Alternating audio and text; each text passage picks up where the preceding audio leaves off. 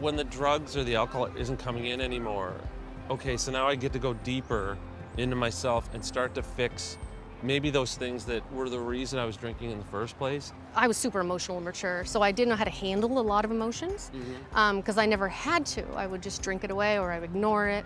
But in recovery, you're like, oh, I have to sit with it, or I have to feel it.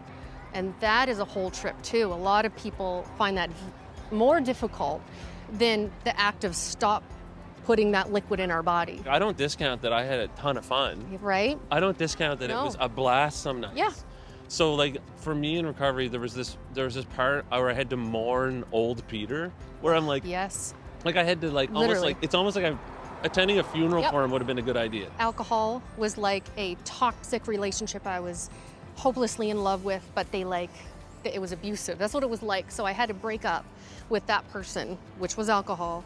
And then I had to, even though it was bad for me, I had to mourn alcohol and the party Leanne. Basically like a little eulogy that you can do in your mind over a period of a long, because it takes a while. Leanne, you've started an organization called Sober City. I want to ask you why you started that. I also want to ask you how that's helping other people in our community with their sobriety. I was like, I'm in Nova Scotia. I want to try to maybe help people here. But I was like, what does that look like? So I thought on it for probably a year, slowly collecting data in terms of when I go to a restaurant, I'm not going to drink, but I don't want to just have pop or milk.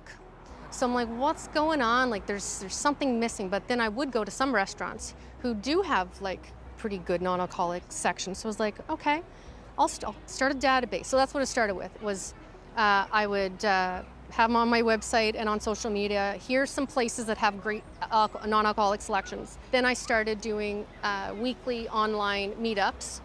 I would do monthly meetups as well with just anybody in the community. If you're newly sober or thinking about it, come join. We're gonna go have mocktails at this place. They just charge too much though sometimes. I I'm like, there's know. no booze in this, there's no drug in this. Why are you charging so much for fizzy juice? Like, come on, let's just bring down the prices a little if you're listening. That's all, for the non-alcoholics.